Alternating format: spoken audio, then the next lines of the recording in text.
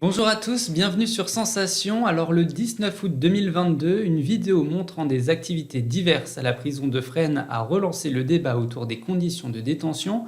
Plusieurs reportages mettent également en avant les conditions de détention alarmantes dans les prisons françaises. Pour en parler avec nous, je reçois aujourd'hui Hélène Dumont, membre d'Amnesty International Rouen, et Laurence Capelle, bénévole à Amnesty International. Bonjour. Bonjour. Donc, je le disais à l'instant, de nombreux reportages montrent les conditions de détention en France. En août, une polémique a éclaté après la diffusion d'une vidéo montrant les détenus faisant plusieurs activités, notamment du karting. Il a vite été montré que les activités étaient surtout mises en place en faveur de 3 associations, mais cela n'enlève rien aux conditions de détention désastreuses en France. Amnesty International a publié plusieurs rapports et plusieurs articles sur le sujet. Alors pourquoi est-ce que Amnesty International s'est penché sur ce sujet ? Écoutez, ça n'est pas un sujet récent, ça fait des années qu'on en parle. Et donc là, Amnesty s'est félicité de la parution du rapport qui est fait par l'Observatoire international des prisons et qui dénonce réellement les conditions d'indignité des maisons d'arrêt et des centrales en France. Alors, c'est un rapport qui a été publié en 2022, mais il faut savoir que la France a été condamnée déjà en 2020 par la Cour européenne des droits de l'homme, justement pour les conditions de détention déplorables. On va peut-être vous donner quelques exemples quand on parle de conditions indignes, il faut peut-être expliquer en quoi ça consiste exactement.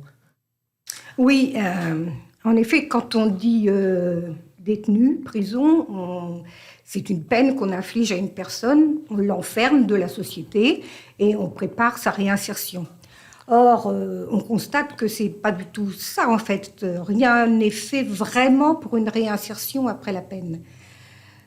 D'autant plus qu'il y a des conditions, surtout dans les maisons d'arrêt, complètement indignes.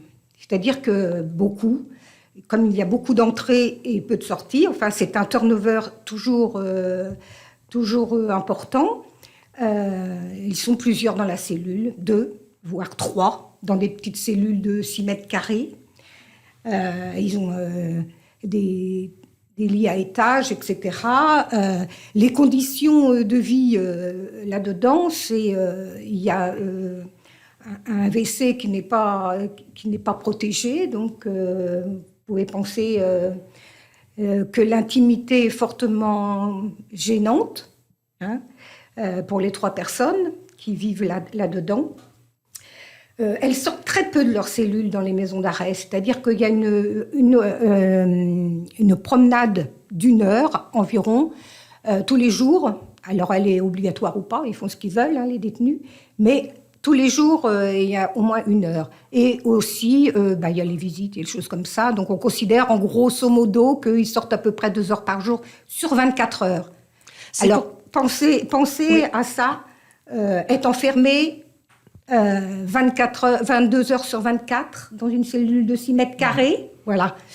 En plus de ça, on peut penser effectivement que...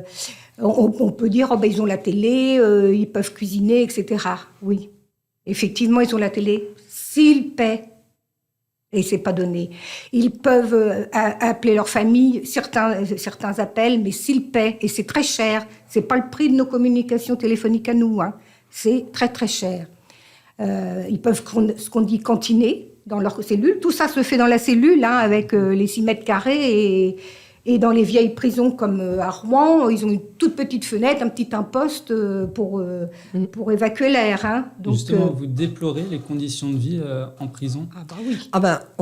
On trouve ça absolument scandaleux. Et en même temps, on se rend compte que les pouvoirs publics ne répondent pas à nos demandes. Pourquoi ? Parce que les pouvoirs publics sont dans répondent en proposant des constructions de nouvelles prisons. En fait, le sujet qui est souvent débattu, c'est la surpopulation. Et donc, pour les pouvoirs publics, construire de nouvelles prisons, ça solutionnera le problème.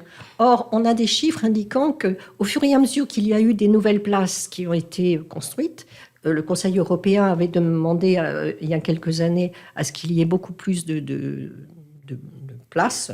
Et donc, le nombre de détenus a augmenté même beaucoup plus. Donc, ça n'est absolument pas une réponse. En plus de ça, nous disons, la prison, c'est pas la seule solution. Il y en a d'autres de solutions qui, à la limite, sont beaucoup moins chères.